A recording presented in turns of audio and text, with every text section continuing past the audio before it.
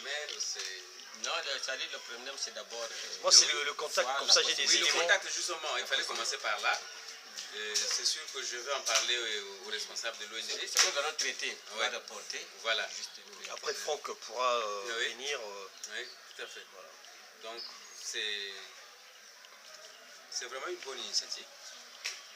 Et en ce moment, précis même pour arracher une subvention au niveau de l'UE ou de la BAD ou je ne sais pas, de n'importe quel bailleur, il faut que vous soyez associé à une ONG du Nord.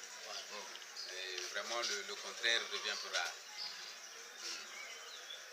Nous, effectivement, nous sommes une ONG de développement qu'on appelle Forum pour la promotion des groupes ruraux.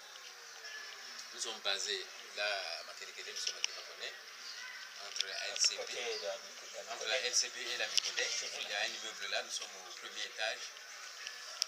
Et on est là, on existe depuis longtemps, disons depuis même 92-93. On est dans le développement, malheureusement, l'État congolais ne fait pas la part belle à la société civile. Voilà pourquoi, bon, parfois, on est inactif. Il nous manque des moyens pour intervenir au niveau des communautés. Si vous pouvez nous ouvrir des horizons qui pourront nous aider dans ce sens, vraiment, c'est que les bienvenus. Et l'ONG existe depuis quand même des années, ça. Vous avez mené des actions. Oui, nous existons depuis 92. Hein. Nous existons depuis 92, 93. Et on a réalisé pas mal de petits projets, des micro-projets. Au niveau de Brazza ou dans les milieux ruraux plutôt? C'est plutôt... Bon, à Brazza et dans le milieu rural. Hein, ici, on a travaillé avec le GRED, une ONG européenne aussi. Qui est européenne, qui est sur tout ce qui est eau. Oui, voilà, qui s'occupe de l'eau, assainissement, tout et tout. On a évolué, je crois, pendant 3 ou 4 ans, on a travaillé ensemble, on avait un programme sur les micro-réalisations en milieu urbain. On a travaillé avec le PMRU aussi.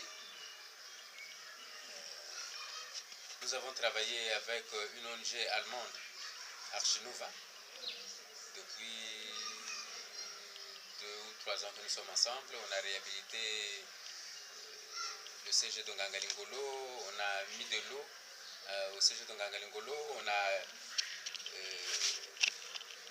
monté des structures sanitaires. Ça va être clair.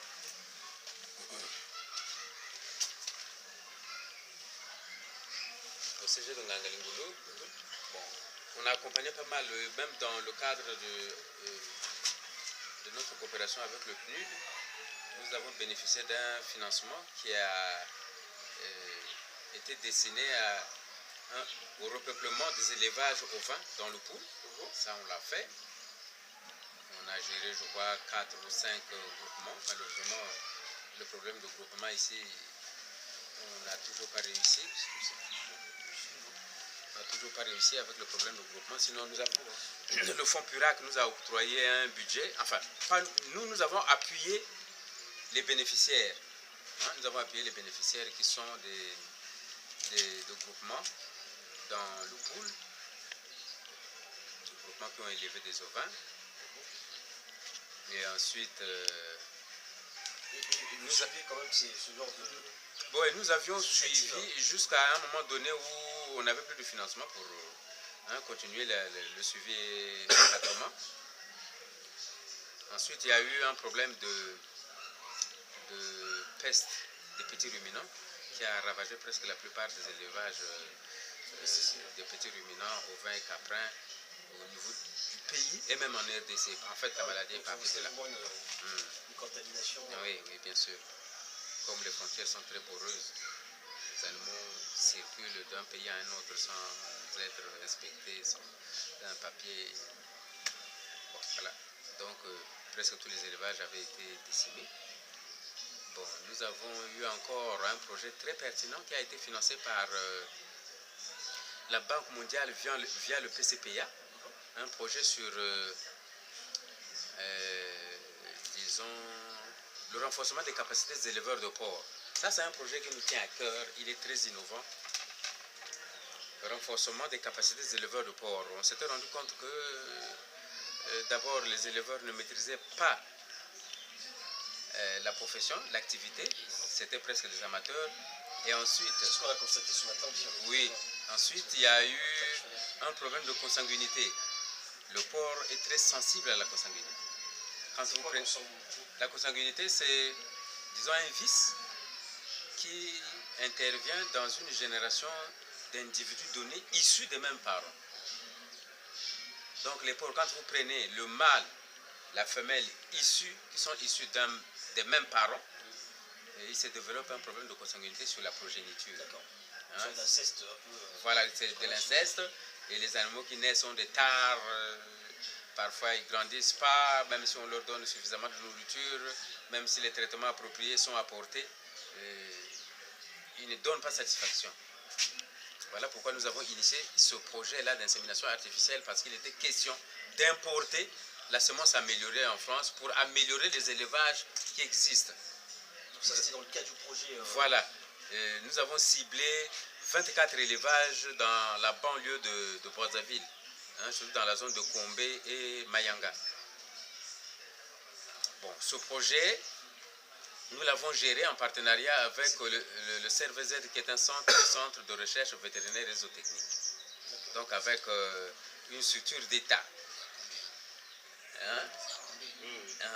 À Kombé? Oui. Avec le CRVZ, à 17 km là. Voilà. Bon, malheureusement, vous savez, les structures d'État, le CRVZ n'a pas respecté les clauses, à tel point qu'à un moment donné, le financement qui était attendu n'est pas arrivé de la part de notre partenaire qui est le CRVZ, et nous n'avons pas pu réaliser l'insémination proprement dite. Nous avons fait venir un expert de Toulouse qui est arrivé ici, qui nous a appris comment inséminer, qui nous a recyclé. Moi personnellement, j'avais déjà fait l'opération, mais on a pris d'autres acteurs qui pouvaient nous aider dans ce travail-là, qui sont venus, qui ont appris l'insémination artificielle. Comment inséminer, comment faire préparer la semence, comment. Malheureusement, au dernier moment, au moment où on voulait aller chez le paysan inséminer le nouveau sang, le sang pur, le sang de race pure au niveau des paysans, il nous a manqué les moyens.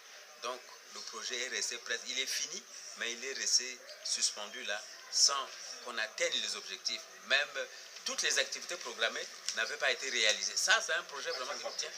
Et ça, c'est depuis quand ça? C'est mis en stand-by. Oui, c'est en stand-by. Ça fait un an, c'est ça? Ça fait un an, près d'un an. Oui, ça fait près d'un an, justement. On n'a pas les... Ce projet-là permet de multiplier plusieurs fois la race possible. Voilà. Parce que vous prenez la semence ailleurs, au lieu d'attendre le contact direct avec le mâle, si vous, après la chaleur, vous inséminez, voilà, autant de femelles que vous voulez. Voilà. Avec, je sais pas, avec le produit d'un éjaculat, vous le diluez et vous pouvez inséminer plusieurs femelles. Donc tout ça, on a maîtrisé. Malheureusement, on ne peut pas évoluer parce qu'il nous manque de financement. Ça, c'est un projet. Alors, donc le projet a été étudié. Les financements, vous avez une idée à peu près du montant assez rapide Bon, en fait, il était prévu 22 millions de francs CFA. Bon, la Banque mondiale, par le truchement du centre de recherche? Non. PCPA? Non, du PCPA. Nous a donné 12 500 000. D'accord, dans la moitié en fait. Oui, donc la moitié. Et l'autre moitié, c'était à nous, ONG, et aux partenaires, structures étatiques, le CRVZ, qui revenait la mission de trouver ces moyens-là. Malheureusement, le FPGR a fait avec ses propres moyens, mais ça n'a vraiment pas marché, ça n'a pas abouti. Vous avez essayé de recontacter la Banque mondiale pour voir un peu si vous pouvez reprendre avec eux, sans pourtant passer par le centre vétérinaire. Si les moyens sont là. Non, mais nous, bon, on n'a pas pris... Au niveau de l'ONG, ça se passe comment c'est bien, c'est en stand-by, mais qu'est-ce que vous envisagez? Si les moyens sont là. Non, nous, ce que nous envisageons, c'est de trouver un autre bailleur qui peut nous aider à continuer l'activité, à finir le projet. Il n'est pas fini. Il s'est arrêté net parce qu'il nous a manqué de moyens. Savoir si les financements sont là. Il faut recourir encore au CNDZ. Non, pas forcément. Donc là, vous pouvez changer de bailleur. Oui, bien sûr, nous pouvons changer de bailleur et cavaler peut-être seul, hein, sans l'appui des autres, oui. Donc ça, c'est un projet qui nous tient à cœur. Il y a aussi Et on a formé les éleveurs, on a visité les élevages, on a vu les tares qu'il y a, on a analysé toutes les situations et nous sommes rendus compte qu'il y avait un problème de consanguinité. Il fallait absolument renouveler ce sang-là, apporter du sang neuf, nouveau, pour augmenter les performances des animaux. Mais nous avons renforcé les capacités des éleveurs déjà. Jusqu'à présent, ils nous attendent à tel point que vraiment, parfois on évite de les rencontrer. Parce qu'on les a nourris d'espoir. Bon, mais enfin. D'accord, je voulais expliquer un peu. Hein. Dans le domaine de l'élevage de porc, la consanguinité est très importante. Si vous achetez vous voulez faire élevage, vous voulez élever, vous achetez la femelle à part dans une autre ferme et le mâle ailleurs. Si vous achetez les parents là, même père, même mère, en tout cas ils auront des progénitures qui ne vont pas aller loin, qui auront vraiment des tares à la naissance. Moi j'en ai élevé à Combé où il y a eu consanguinité par erreur du travailleur. Et quand les procédés sont nés, sur les 10, il y a eu 3 qui n'ont pas eu d'anus ouvert, fermé carrément. L'autre, à l'âge de 3 mois, il mourait parce qu'il y avait le problème de consanguinité. D'accord, donc Et c'est ensuite, nous avons vécu ce cas-là aussi, là, au CRVZ, avec les responsables CRVZ. Et nous avions trouvé à l'époque, avant notre installation là-bas, dans le cadre de ce projet, nous avons trouvé des animaux. À la naissance, il y a eu une mise bas. Il y avait 2 porcelets qui n'avaient pas de pattes. Les animaux sont nés normalement avec un poids correct, mais il n'y a pas de membres. Ça, c'est l'effet vraiment de la consanguinité. Et ça nous avait poussé à résoudre ce problème-là. Au Congo, c'est le même sang qui circule. C'est le même sang qui circule. Moi, j'achète à Combé, j'amène à Pointe-Noire. Celui-là achète à Pointe-Noire, il ramène ici. C'est le même sang. C'est le même sang qui C'est le même sang. Donc c'est mieux de changer de bailleur pour... Oui, justement, nous cherchons un bailleur qui peut nous financer. Au sein de l'ONG, est-ce que vous avez vu tout ça? Comment vous gérez finalement ce projet qui est en stand-by? Est-ce qu'il y a un comité en interne chez vous qui essaie de réfléchir sur ça? Ben, le comité, c'est tout le monde qui réfléchit Vous êtes là-dessus. combien? Il y a un groupe, enfin, vous êtes... Oui, bon, ben, nous sommes une dizaine, hein, Une dizaine de personnes, oui. Des personnes, des membres de l'ONG. Vous êtes organisé comment? Bon, ben, comment nous sommes organisés? Oui, Il y a un secrétariat général et un secrétariat du machin qui joue le rôle disons, de direction technique, hein, opérationnelle qui est sur le terrain. Et puis, il y a un comité, une commission de... Comment il faut appeler? Non. Un conseil d'administration. D'accord. Oui, il y a une commission de contrôle et de vérification.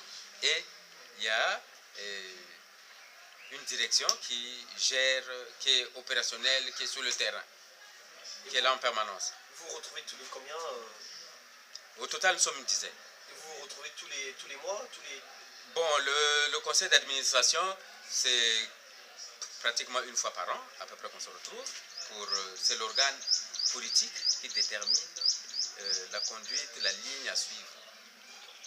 Et qui vérifie au cours de l'année si la direction suivie par la direction technique est celle-là souhaitée. Dans le cas contraire, on fait un recadrage. Donc ça, c'est le conseil d'administration.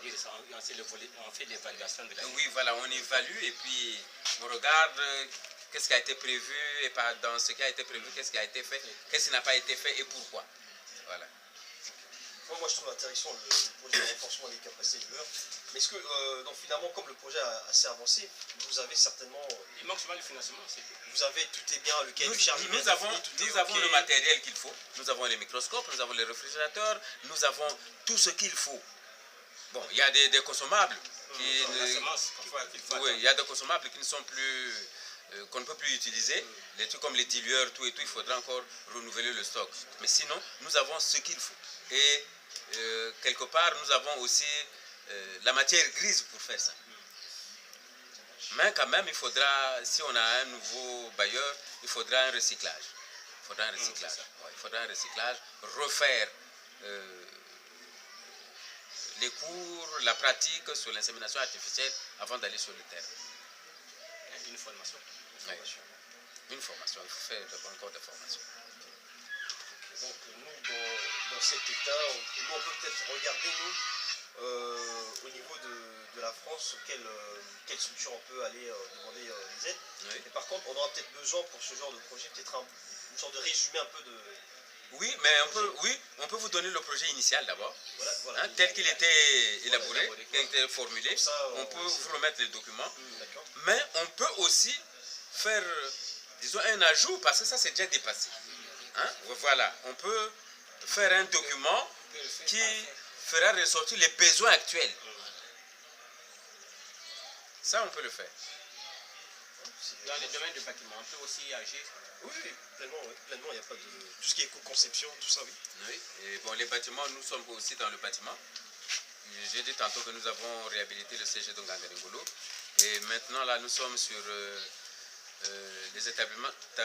certains établissements qui sont à Inzolo. Mais nous le faisons en partenariat avec Archinova, qui est une ONG allemande de Dresde. C'est avec quel genre de matériel? C'est des matériaux... Oui, les matériaux. Non, mais les durables, agglomérés, oui, durables. Alors c'est vraiment de l'éco-construction. Ah oui, bien sûr, matériaux de construction.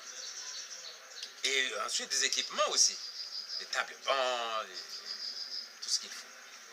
Est-ce que vous avez une traçabilité, par exemple, quand vous achetez le bois, est-ce que le bois qui vous permet de confectionner ces Les tables, meubles, hein. est-ce que vous avez une traçabilité comme quoi ce bois-là a bien respecté le code forestier, par exemple, ou toute la charte? Oui, bon, mais le bois, on Parce que l'achète. pour garantir, par exemple, si on fait Oui, parce que quelque part, on détruit la nature. Voilà, il faut justement que vous avez une traçabilité. Oui, pour mais assurer finalement l'éco-conception, l'éco-fabrication de la chose. Oui. Au moment où nous parlons là, il y a les agents des eaux et forêts qui sont déployés sur le marché.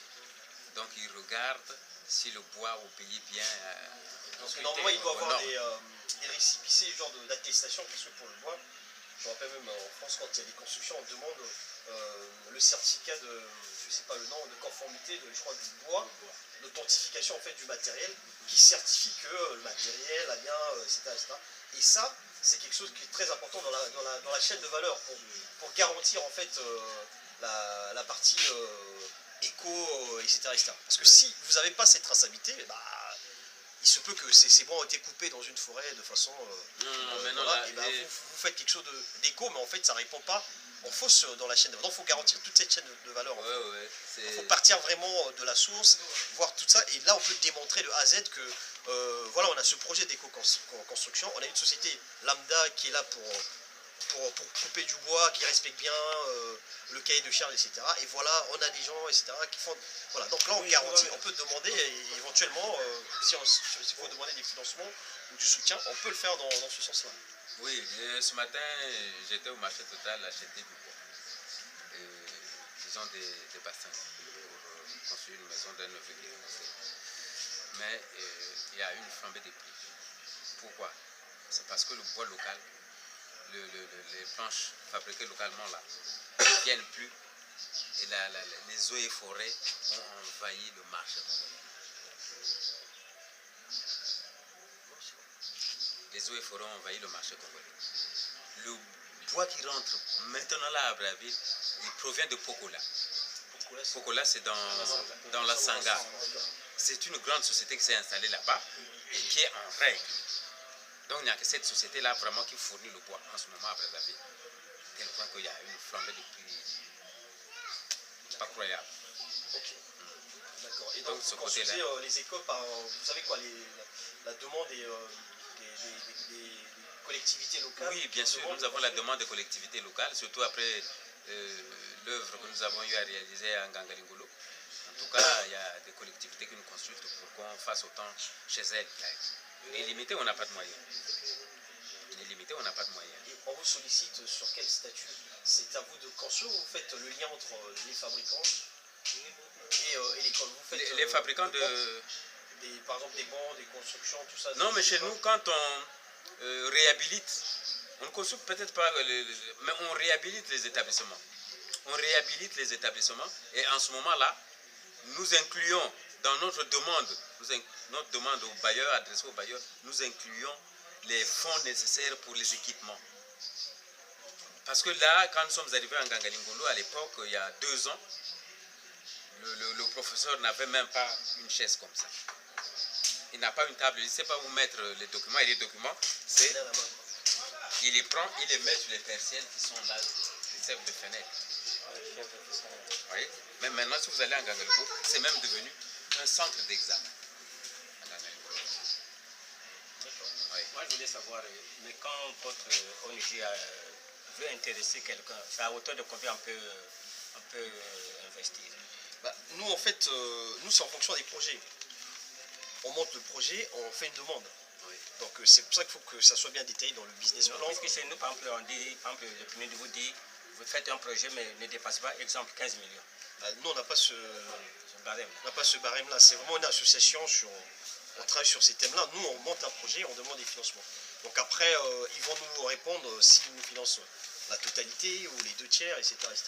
Mais l'idée, nous, ce qu'on va défendre dans tout ça, c'est l'énergie renouvelable, c'est le développement durable, c'est l'éducation, c'est ces aspects qu'on va mettre en amont de tout ça, en fait. C'est pour ça qu'il faut que le projet cale vraiment sur ces thèmes-là.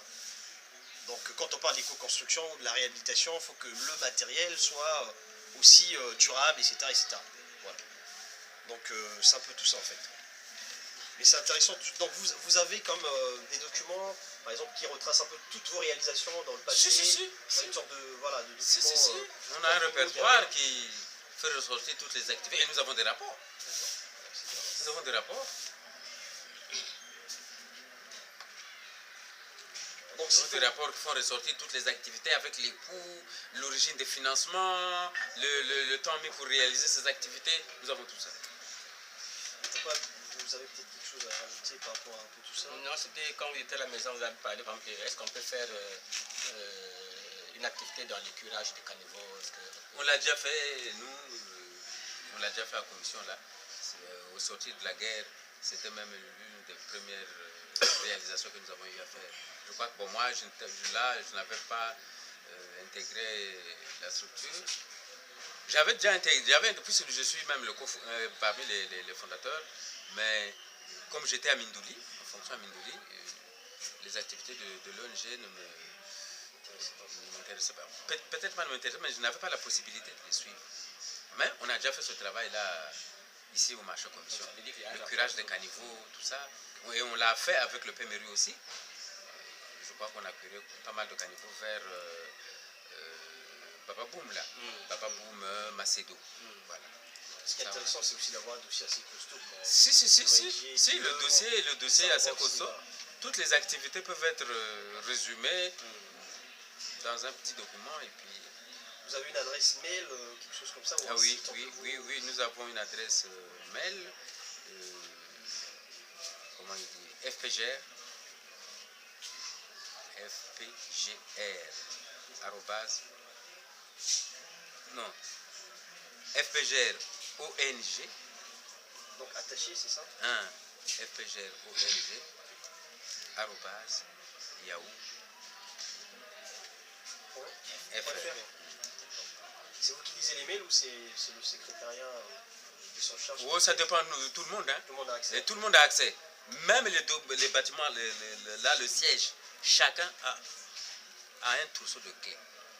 Donc quand on veut travailler, il n'y a pas à dire ONG, j'ai pas de clé. Non, tu vas, tu ouvres l'ONG, le bureau et puis tu travailles. Ok. De toute façon, ce qu'on va faire, moi je vais vous remettre ma carte. Ok. Nous, on n'a pas de carte là. C'est pas grave. On est très pauvres. Ben, merci beaucoup. Et ça, on fait quoi avec? Ça, je vous donne pour un titre. Merci. Voilà, vous prenez connaissance. Et Franck, de toute façon, lui va faire le relais sur le terrain. Sur le terrain. Si vous voulez l'inviter, par exemple, à... Mais il faut qu'il vienne au siège. Donc, faut voir. Il faut qu'il vienne d'abord au siège, qu'il s'entretienne en face du vinaigre de Ah bon? Mais on est dans le quartier? Oui, c'est dans le quartier.